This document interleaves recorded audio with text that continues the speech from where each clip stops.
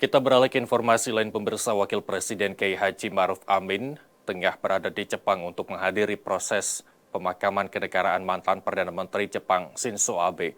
Dalam kesempatan tersebut, Wapres juga melakukan kunjungan kehormatan kepada Perdana Menteri Jepang Fumio Kishida di Istana Akasaka, Tokyo. Juru bicara Wakil Presiden Masduke Bayodowi mengatakan, dalam pertemuan dengan Perdana Menteri Fumio Kishida, Wapres menekankan dua aspek penting dalam kerjasama Indonesia-Jepang, yakni di bidang ekonomi dan peningkatan kapasitas sumber daya manusia. Pada aspek ekonomi, Wapres menegaskan pentingnya penandatanganan protokol perubahan Indonesian-Japan Economic Partnership Agreement IGEPA pada KTT G20 di Bali pada November 2022 mendatang.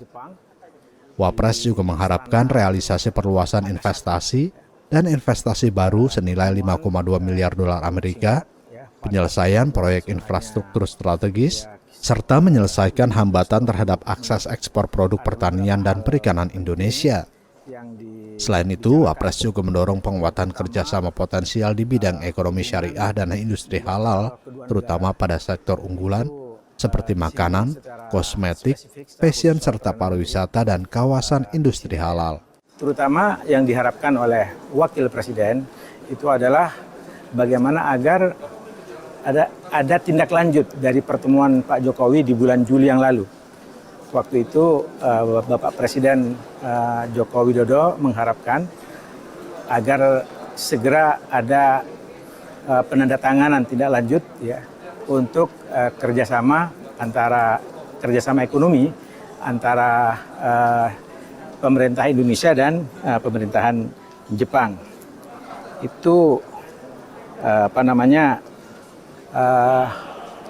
kalau itu bisa dilaksanakan, insya Allah akan berjalan dengan baik.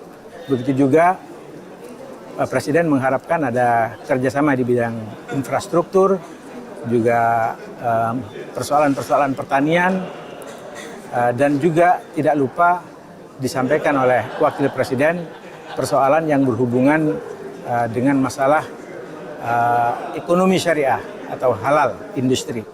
Sementara itu, pada kerjasama peningkatan kapasitas SDM, Wapres mengapresiasi dukungan Jepang sebagai mitra pembangunan SDM Indonesia melalui pemberian beasiswa dan pelatihan teknis.